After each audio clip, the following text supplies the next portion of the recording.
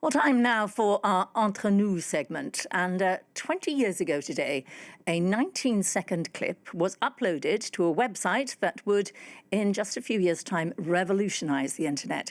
That video is called Me at the Zoo, and it was published to YouTube.com, which at the time nobody had ever heard about. Take a look at it.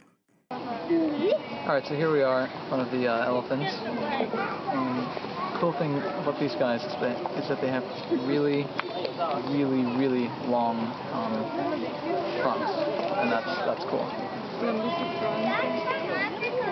And that's pretty much all there is to say.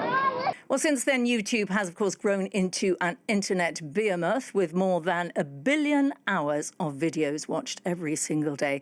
And it has a reach that spans every country and every topic imaginable.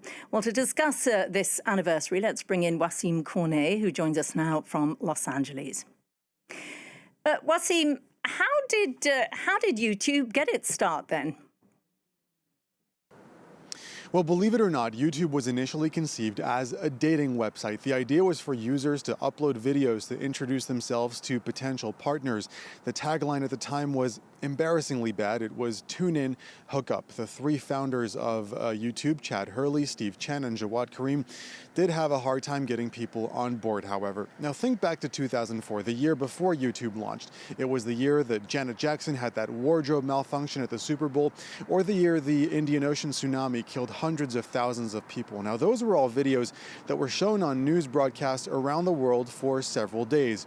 But the founders of YouTube realized that there was no online repository for these major historic or pop culture moments. So they took their video hosting website and turned it into a place where anybody could upload anything they wanted. So what was it, do you think, about YouTube that made it take off? How do you think it has changed the way we consume entertainment? Well, think back to what the internet looked like back in the late 90s and early 2000s. A lot of text, very few pictures, and any pictures that were on websites had very low resolution, for the most part because internet connection speeds were very slow, and loading picture-heavy websites took a very long time. But by the mid-2000s, internet connection speeds were improving, which allowed websites to have more pictures and more videos with better quality. But uploading video was still very complicated, and YouTube made it essentially effortless. All you needed was a camera and just a few clicks. And it essentially changed the internet from a place where you went to read things to a place where you went to watch things and could participate in as much as you want. No need for a broadcasting license, no need for a TV network. Overnight, people could access an audience of millions of people from their bedrooms, something that seems oh so normal today, but that was truly revolutionary at the time. Yeah, and it hasn't just changed how we consume information, but also who gets to create it. What kind of economy has now grown around YouTube? How are these creators making a living? Yeah, well, one of the game changers in the YouTube's early years was the launch of the Partner Program in 2007, which allowed creators to earn money from ads. That essentially turned hobbies into full-time jobs. And just like Google became a verb, content creators on YouTube are now known as YouTubers, proof of how much that website has changed the way we speak and the way we consume modern media. Today, there are thousands upon thousands of YouTubers who earn a living from this job, from tech reviewers with their unboxing videos to viral pranksters, makeup tutorials, and family vloggers who share slices of their daily lives. You have former teachers teaching math on YouTube, or former journalists covering news in a way that is much more cordial and much more direct and much more casual.